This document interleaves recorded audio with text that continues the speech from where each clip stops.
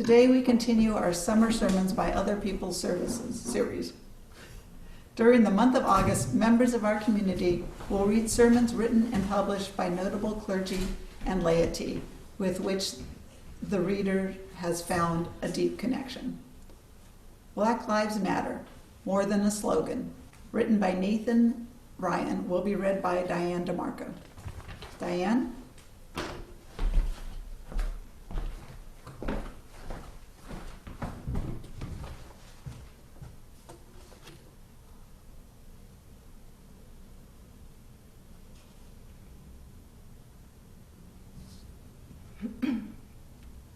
When the civil rights movement took off in this country, there was a leader who emerged who is now internationally recognized for combating racial inequality through nonviolent resistance.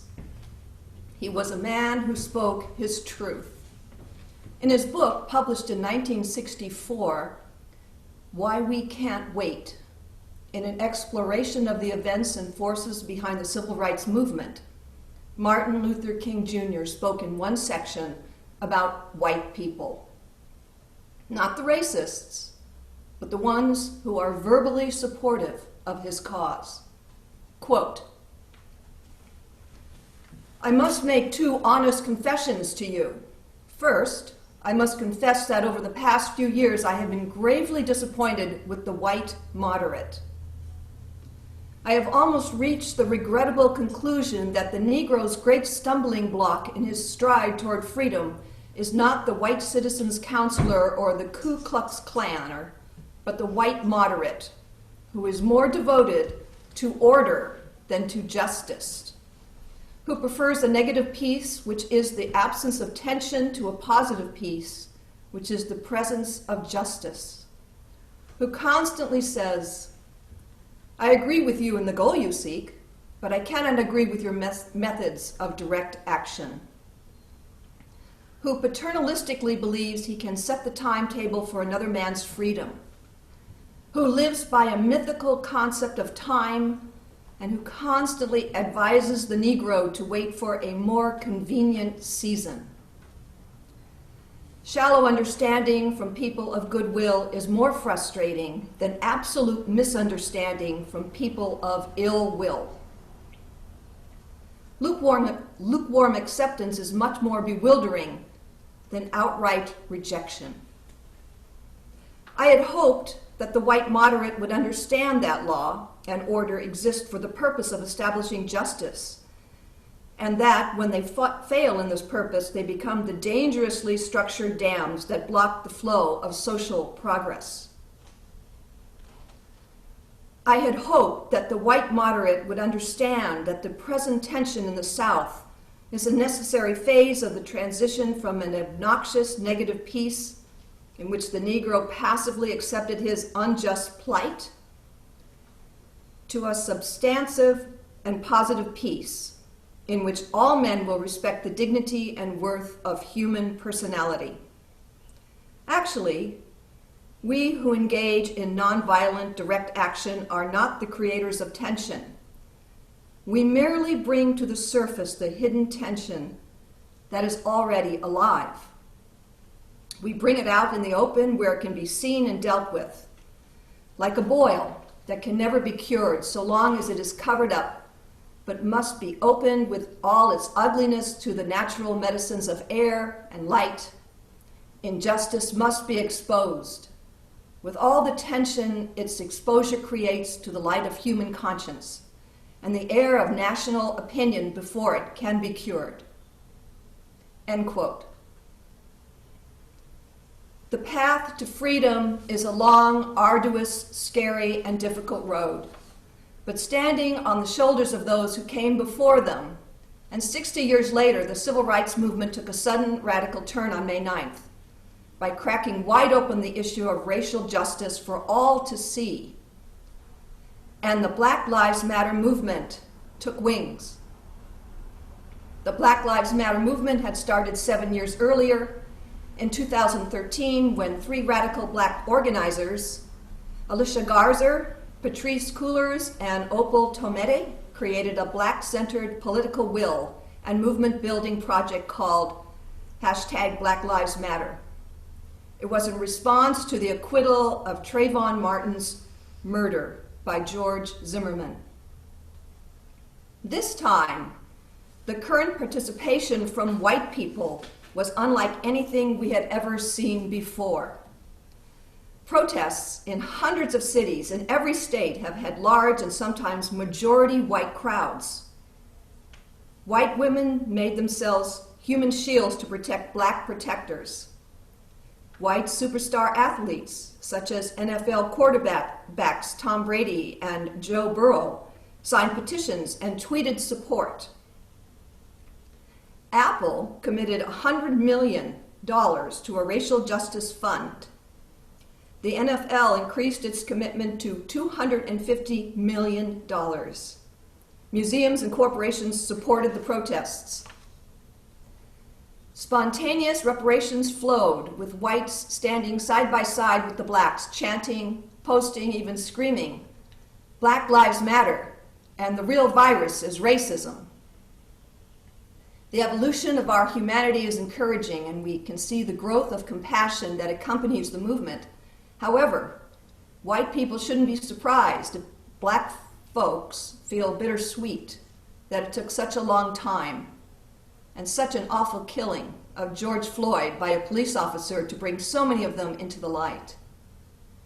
Nor should it come as a surprise that the understanding and education of systemic racism and the privileges that accompany it for white people will need time to embrace this multi-generational, multiracial movement and all it entails.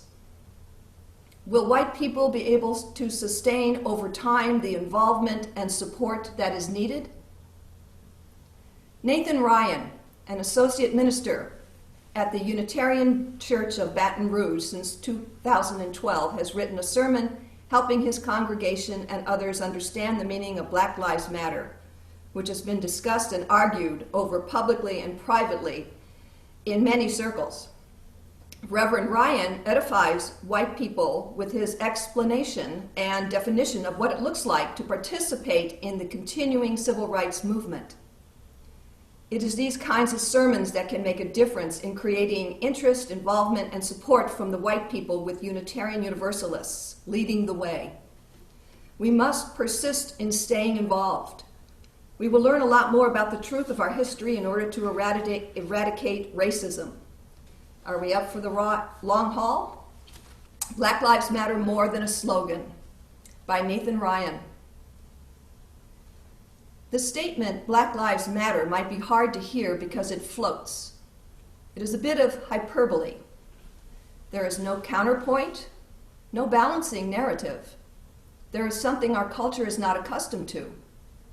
We are used to having a good guy and a bad guy, a protagonist and an antagonist. We've seen people try to find a counterbalance. There have been efforts to say you either support black lives or all lives. You either support black lives or police lives. It's natural to want a counterbalance, to find a way to have everything stand against something else. One of the things that the Unitarian Universalism has forced me to work on is finding a way to live with ambiguity, to live with statements that are contradictory, that are paradoxical. This church has asked me to engage with statements and realities that make me uncomfortable because they don't fit into the box I already created for them. When I feel the pull to say that all lives matter, it's because I feel uncomfortable and I want to lower my discomfort. So why do I feel uncomfortable? Deep down, I feel embarrassed and sad and helpless that there needs to be this statement. When I say I'm hungry, it doesn't exist in a vacuum. It implies that I haven't eaten for a while. If I say it right after eating, it implies the food wasn't adequate. If I say it while a dinner guest, it implies that my host hasn't fed me. If a child says it to a police officer or teacher, it could imply that his or her parents have not provided enough food. To have to say Black Lives Matter implies that otherwise they don't matter. When I feel a tendency to all lives matter, or to make the statement into an adversarial relationship with police. I'm trying to alleviate my discomfort about the implication that in our status quo, black lives don't matter. But the devaluing of people of color is all around us. I serve in Louisiana. In Louisiana, we have more people imprisoned per capita than anywhere in the world. These mostly black men are forced to pick cotton at gunpoint as a part of their prison sentence. Since I started serving in Baton Rouge in 2012, 3 hospitals have closed, all in the black half of town. It doesn't make us bad people that these examples are everywhere. It makes it a thing that is. But ignoring it isn't going to make us healthier. It isn't going to bring about the justice all people deserve. Because especially where I serve in Louisiana, injustice towards African Americans seems so widespread. I'm prone to ignore it. I'm prone to find other explanations and rationalizations to alleviate my own feelings of sadness and anger. If you have the sign hanging from your church, members may wonder what to say when someone asks why we have Black Lives Matter on our sign. My advice to you is not to answer them at first. Become genuinely curious about why they are asking. Help them to do some of the discernment they need to do about this statement. Ask them why they are curious, what they think it means, what they hear, what they worry about in implying. Do they hear that Black Lives Matter more, or that only Black Lives Matter? Use their question as an opportunity to become a Unitarian Universalist social justice pastor. Use it as an opportunity to get to know them and what they think and value.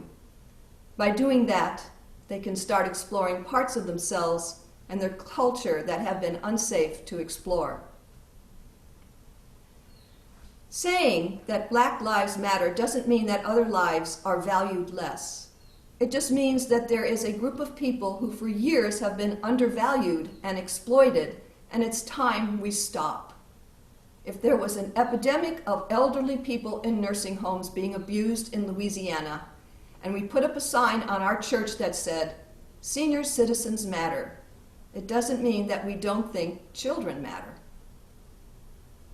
I'm happy to say that many Unitarian Universalist churches have embraced this message. Many of them have put up banners. Quite a few of our churches have had their signs defaced. It's almost become a source of pride. Part of my frustration with the way many national UUs have embraced the movement is that they seem to assume this is a simple thing to fix. Maybe we've become too complacent because we had so much and such quick success regarding the LGBT rights, and specifically marriage equality. Maybe it's because many Unitarian Universalist churches are located in places that are intentionally segregated. Maybe it's because many Unitarian Universalists don't want to look at ways that our own religion has perpetuated cultural supremacy and devalued Black people. But I'm sure not everyone who embraces this slogan understands how long a march this is. The entire nation is founded on the enslavement of Africans. I often complain when I read about plantations glossing over their bloody and brutal use of enslaved people. But I didn't object once during a tour of the United States Capitol building when they neglected to mention that it was built by the enslaved.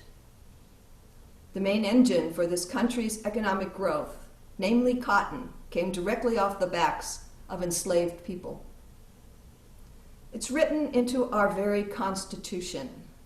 The Constitution originally claimed that enslaved people were 3/5 of a person. So I did some math this week. In America, Black people represent 13% of the total population. Yet their representation in Congress is 7.56%, and if you round that up, it's 8%.